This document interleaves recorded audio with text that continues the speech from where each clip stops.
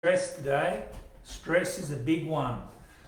Stress is the cause of many diseases.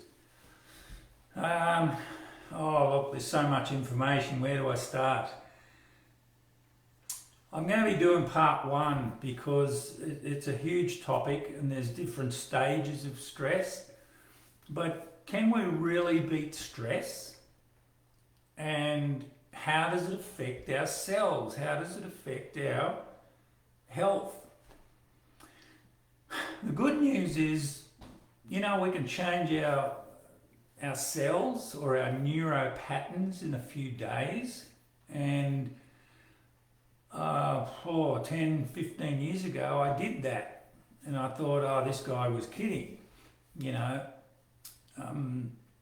So I did, there's quite a few courses you can do, but there's a lot of information out there how you can change your neuro pathways in days. The thing is, you have to keep working at it. If you stop working at it, you just go back to your old habits and, the same problems. So what we think, or what you think, affects every cell in your body. Despite what we think, our thoughts are actually not invisible. They're actually chemical exchanges in your brain. Stress is actually a demonic stronghold. Now, I've got a lot of this research from, experts like Carol Truman, Candace Pert, Dr. Caroline Leaf, and a whole lot of others. So this is what they're saying. Stress actually unbalances the chemical and electrical structure or cycle and lowers our frequency. Now, you've heard me talk about frequency quite a few times, that, emotions and, the wrong food and lifestyle can lower the frequency. Well, stress is a major one. It can lower the frequency, but it can unbalance the electrical and chemical structure, because there's a lot of chemical structures like the neurotransmitters, like serotonin, melatonin, dopamine, all those neurotransmitters, they start chemical exchanges and then they turn into electrical. Because when our brain is giving off signals, they're actually chemical and electrical. So they start off chemical and end up electrical. So it's very important that our frequency stays high. And when we constantly stress, then it lowers the frequency. So it's time for help. You need help when you're trying to deal with stress in these ways, making a list of things you've already done. Have you ever done that? Reading the dictionary upside down or backwards and trying to find a secret message. Staring at people through the prongs of a fork pretending they're in jail. Speaking an unknown language and asking people directions in that language. Braiding the hairs of your ears and your nostrils. I've done that. I tell the barber I got hair coming out my ears.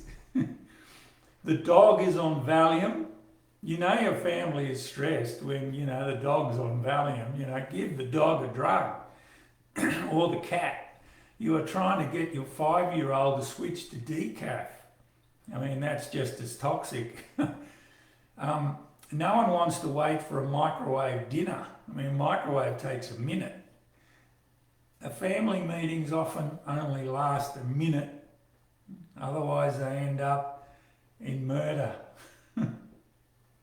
Women's remarks for high stress days. This day was a total waste of makeup. May I introduce myself? Stress is when you wake up screaming and you realise you weren't asleep. I'm not tense, I'm just definitely alert. Anyway, I copied some of those jokes. I think some of them were good. The road to overload. Now, this is what happens. So the thinking starts to become toxic. Okay, so you're shifting from faith to fear. So faith is very important for health and for sanity. Very important. We all believe in something. But if we believe in the Creator, that's even better. Faith begins to decrease. Fear starts to dominate. So we feel out of control, and that's basically stress. Stress is the mind and body's response to any outward pressure that disrupts normal balance.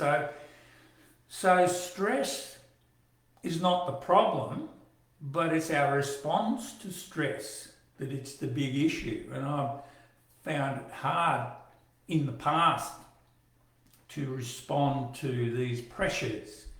So I'm learning to respond in a positive way to stress, because stress and pressure could be lessons for us. Okay, so it's how we respond to it, not the stress itself, because some people, excuse me, some people can thrive on stress, and some people can't stand it. Okay, so we're all different. We've got to learn to respond to stress in the right way. So the limbic system, that's our deep system in the brain, right in the middle. If we cut the brain open, it'll be in the middle. You got the pituitary, the hypothalamus, the pituitary, the amygdala, the corpus callosum, all those parts.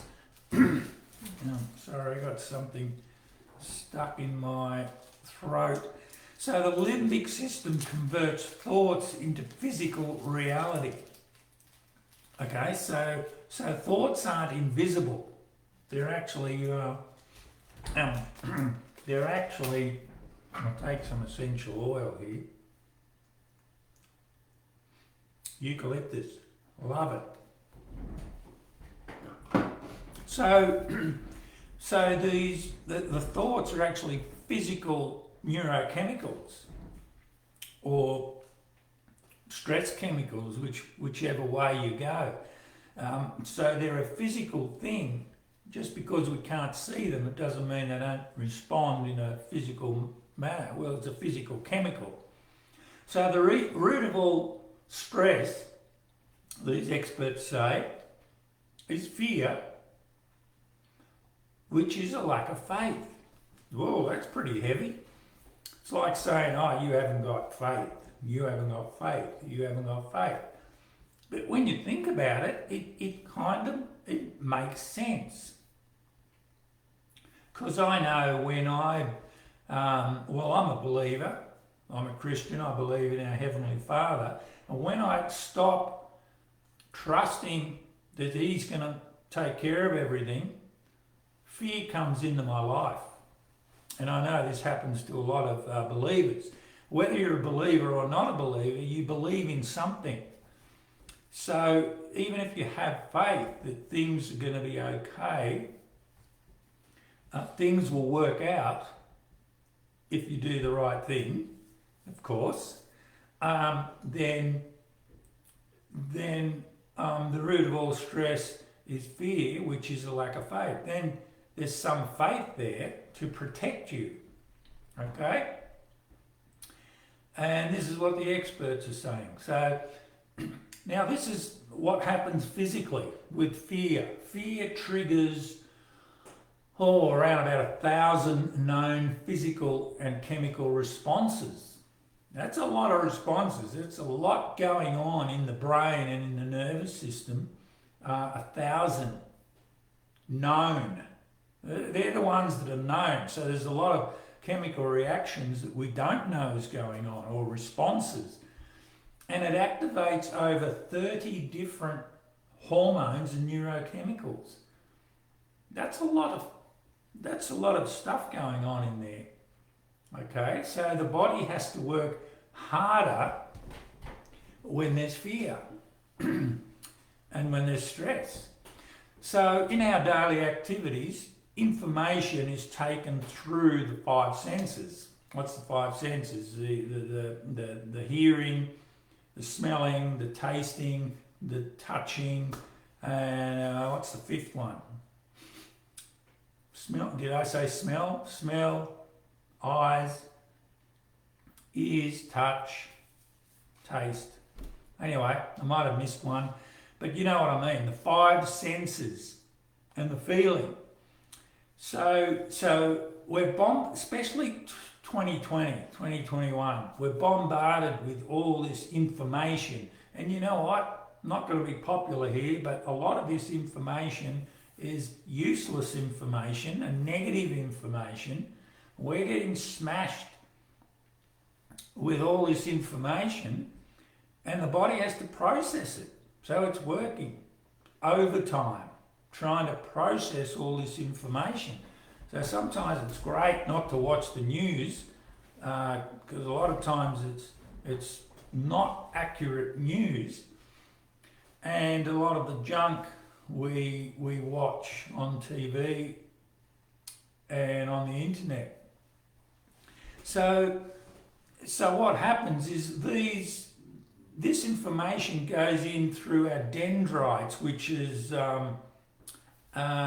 if you look at the nervous system. I'm sorry I haven't got pictures to show you. I haven't mastered this technical stuff, but the nervous or the neuron is shaped like a head with trees or branches coming off it. Okay, and the information comes into the branches, it filters through the branches, and then goes to the body and down the axon, which is a long, narrow path, and into the boutons, where they're like tentacles, and the information passes from one neuron to another. So that's how the body communicates. Well, that's one part of communication. There's quite a few, actually, through neurotransmitters. So all this information goes through the dendrites, then the corpus callosum in the limbic system. That you've got two sides of the brain, then you've got a bridge in the middle that connects the two sides. That bridge is called the corpus callosum, and when we make a decision, the corpus callosum in the limbic system is stimulated to make a chemical for when we make decisions, okay? We accept this information or we reject it. So that's a chemical process as well. Okay, so everything that looks invisible is not really invisible. So the response to internal memory or toxic strongholds are already there. So we respond to some of this new information by what's already in the cells, because we know that toxic emotions, trauma, and all those negative emotions from our childhood and that are actually stored in our nervous system, in our neurons, in our brain, and in our organs. Okay, they're stored, so it's like a filing cabinet. So we need to, as I go and watch my emotional detox video, and I touched on that, but these emotions have to be detoxed. Otherwise, it's going to cause a lot of problems in people's lives. It has caused a lot of problems in my life, because I thought, 20 years ago, or 25 years ago, I thought, it'll go away. I don't have to deal with it. No, you have to deal with them because they're stored. And when you think you're okay, something triggers these emotions that are stored. It may be some new information. The old information will be triggered, or the old toxic emotion or the old trauma will be triggered, and it'll come back up again. I thought I could get away from Sydney and I'd be all fixed up. But no, these emotions kept raising their ugly head until I had to start dealing with them head on. So the response to internal memory, so what we have there already stored will respond to new information coming in. So we need to deal with these issues because they can make us sick, and they're called memory cells, okay?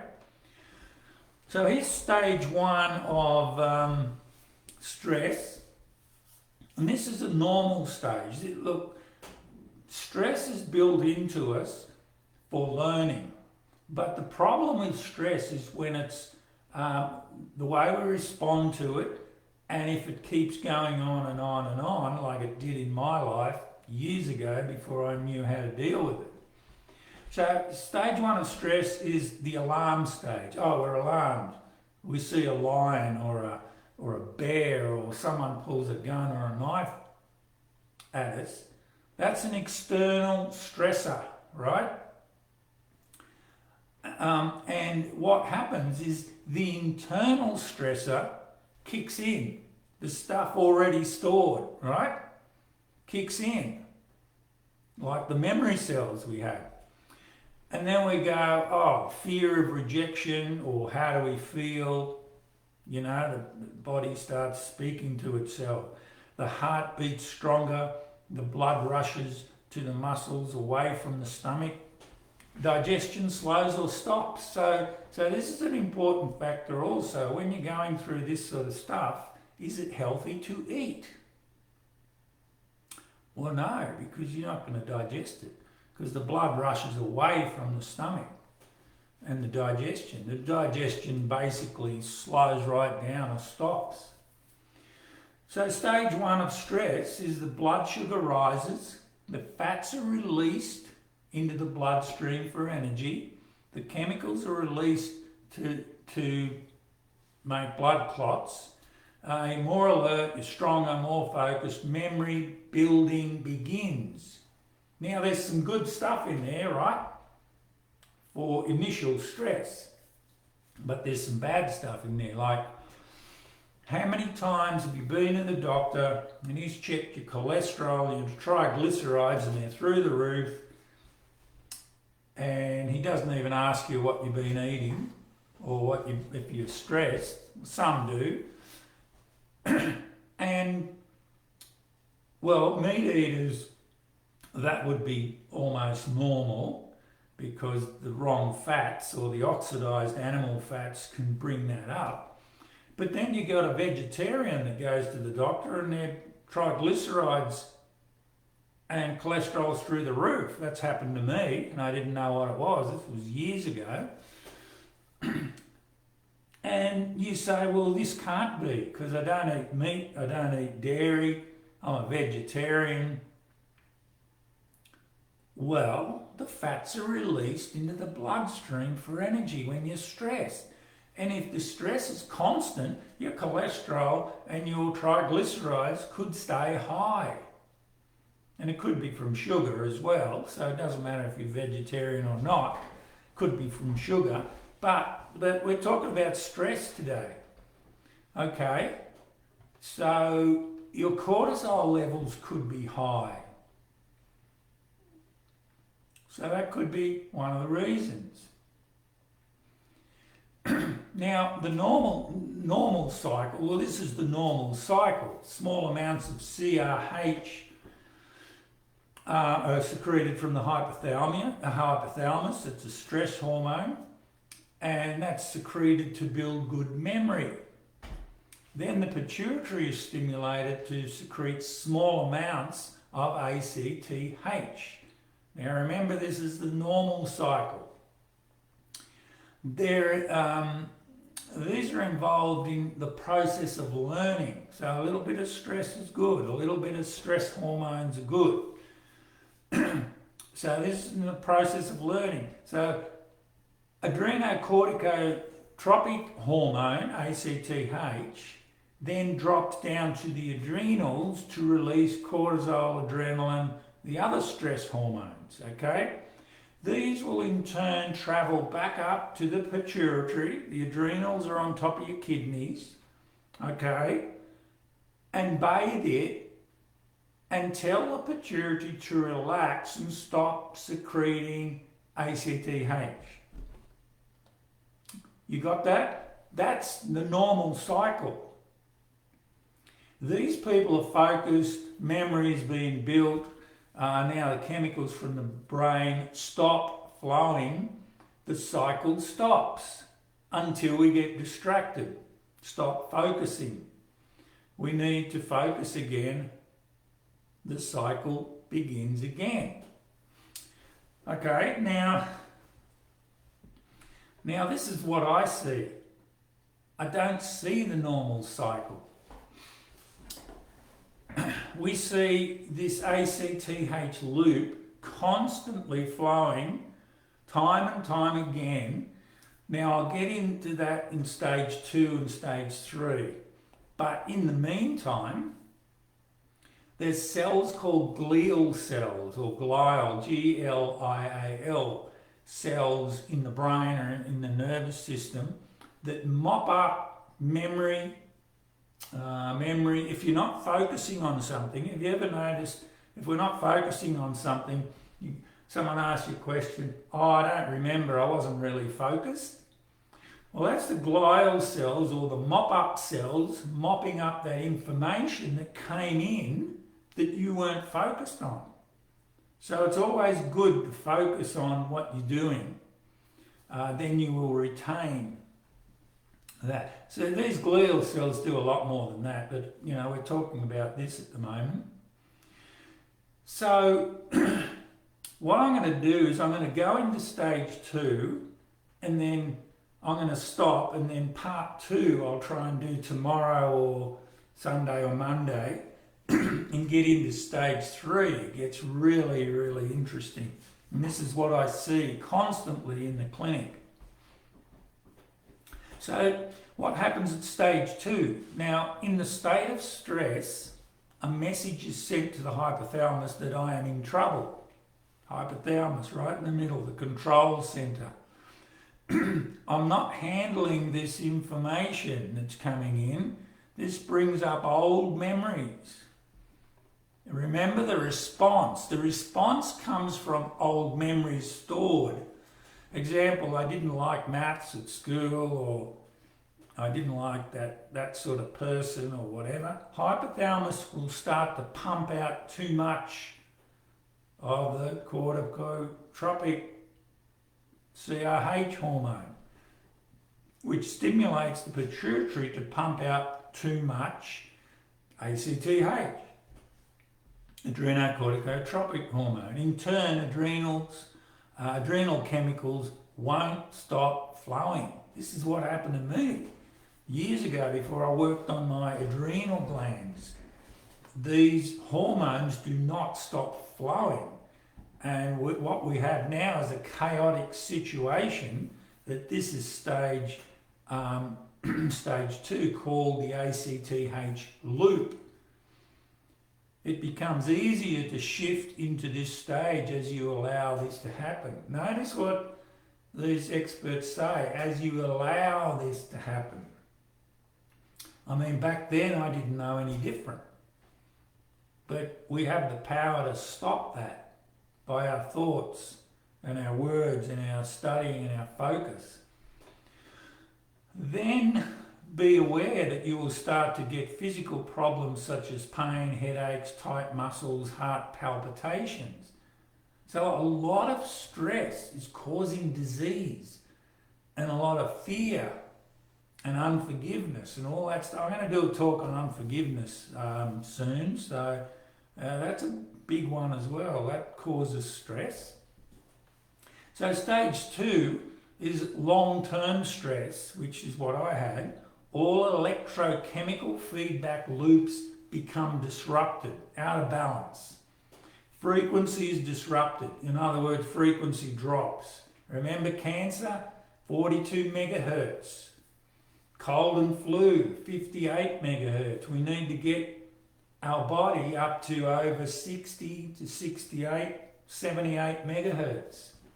I don't know anyone at 78 megahertz, but we can get it over 68 is ideal. Most of us are down in the 50s. This makes a huge difference. So the whole system is out of balance. Okay, at stage 2. So how do we feel at stage 2? So your thinking and memory becomes foggy or clouded, lack of creativity, tense, sickly, anxious, depressed, overwhelmed, out of control, want to give up.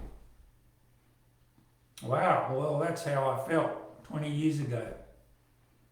Exactly, except I wasn't sickly because I was supposed to be this fit, strong, healthy naturopath. So I wasn't really sickly, but boy, mentally, emotionally, I didn't feel too good. I wanted to give up. I was overwhelmed, out of control, anxious, depressed. So this is how you feel basically at stage 2. A rush of cortisol will make dendrites shrink. You know, the trees, the leaves, the branches we were talking about on the neurons, they will shrink and they will shrivel away. And then that'll affect your memory, it'll affect every cell in your body. They'll shrink like battery acid. That's what cortisol does. And corrodes these branches, it corrodes every cell. So if you have any sort of virus or cancers or whatever, or parasite, if the cell's corroded, they'll just drop in. So that's why it's you've heard me speak about the cell membrane, how very important it is to keep that strong with good fats and genuine oils. Keep them strong so these things don't drop in there. So you don't want viruses, bacteria, parasites dropping into your cells, because it's see you later cell. And every 4 months your cells divide and they will turn into, well, eventually, sick cells. So remember, small amounts of cortisol is normal, but huge amounts are very, very destructive.